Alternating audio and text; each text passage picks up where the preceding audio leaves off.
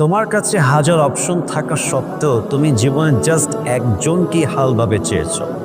তোমার জীবনে হাজার হাজার ব্যাটার অপশন থাকা সত্ত্বেও তুমি আজীবন একজনের প্রতি হালালভাবে আসক্ত থাকতে চেয়েছো। এটা তোমার সততা।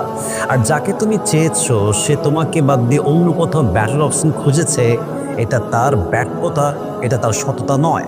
এবং তুমি একটা কথা অলওয়েজ মনে রাখবা, তুমি তোমার সততা দিয়ে একদিন অনেক দূর এগিয়ে যাবে। আল্লাহ তোমাকে অনেক উত্তম কিছু দিবে।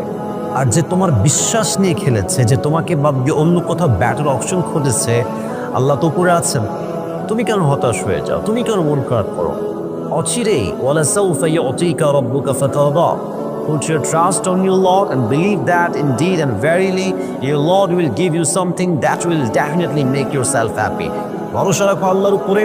আল্লাহ এমন কিছু তোমাকে দিবে, এত উত্তম কিছু দিবে, তুমি কখনো কল্পনাই করতে পারবে না ইনশাআল্লাহ তাআলা। So move on.